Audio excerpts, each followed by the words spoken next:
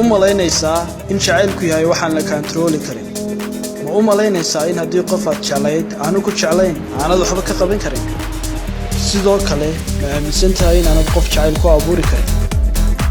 sanado badan ka hor waxaan aaminsanaa in qofku haddii aanu ku jeclayn aanad jacayl ku abuuri karin waxaan aaminsanaa in jacaylku yahay shay si dabiici ah u dhaca isla markaana aan lahayn sharci iyo qawaaniin lagu kantaroolo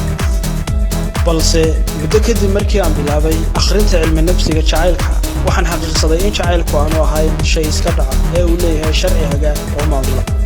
haddii aad fahanto isla markaana aad raacdo sharciyadan waxaad si heer sare ah ugu kordhin doontaa fursadaha uu qofku ugu jeclaan karo qodobka ugu horreeya haddaynu soo qaadanno qodobada aad jacayl qof uga abuuri karto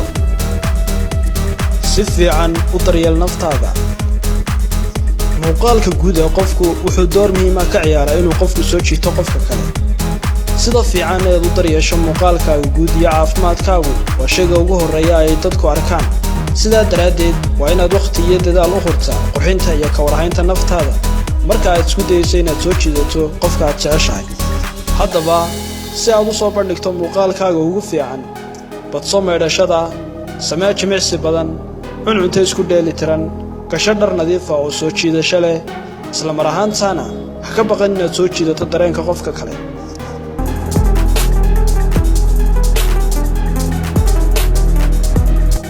si aad u soo jiidato qofka aad jeceshahay waa inaad noqotaa qof naxariis leh ula dhaqan dadka sidaad jeceshahay in lagula dhaqmo waxaa laga yaabaa inaad fudaydsato arrintan laakiin waa xaq haddii aad jeceshahay in dadku ku xushmeeyaan kuna qadariyaan waa inaad bilowdaa in adna aad ula dhaqanto sidaa oo kale badanaa dadku waxay jeclaadaan qofka shakhsiyadda leh idaabta leh isla mar ahaantaana u naxariista dadka kale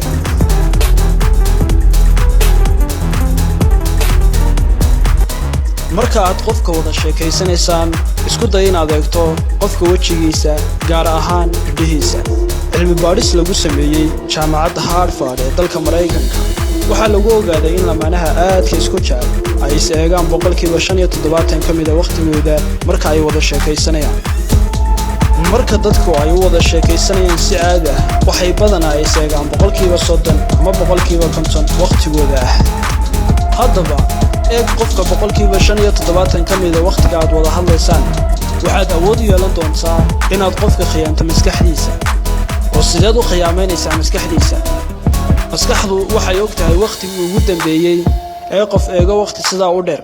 waxaanay u turjintaa in qofkaasi jeclaa waxay soo saartaa jawaab ah inay yana jeceshahay qofka sidoo kale waxay bilowdaa inay sii dayso hormoon loo yaqaano phenylethylamine ama loo soo gaabsado PEA kaasi oo la mid ah hormoonka loo yaqaano amphetamines ay sii daayaan nervous systemku marka ugu horreysa uu jacayl nagu dhaco noqo qof dareenkiisa qarsada oo aan la fahmi karin inta badan ee aad noqoto qof aan dareenkiisa la fahmin waxay badisaa in wax badan dadku ka fikiraan in wax badan qofku ka fikiraana waxay sababtaa inaad soo jiidato qofka aad doonayso inaad jacayl ku abuurto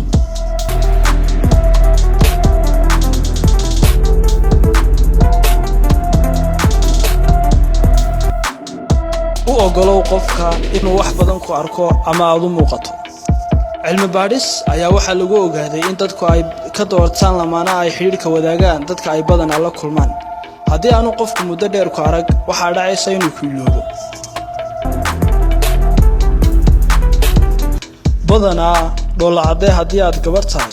haddii aad nin tahayna wax yar dhoolacadee cilmi baadhis la sameeyey waxaa lagu ogaaday in raggu jecel yihiin dumarka furfuran ee si sahal ah loola qabsan karo marka loo eego dumarka dabeecadda xidhan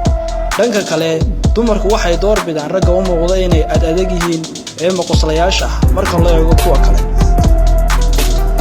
samee waqti cayiman oo aad qofka wacdo maalin walba isla markaana si keediisa u jooji dhammaan wicista marka ay dadku sugaan waxay rajaynayaan inuu dhaco isla markaana aan dhicin waxay ka fikiraan muddo aad u badan qofka oo wax badan ka fikirana waxay sababtaa inuu kugu xidhmo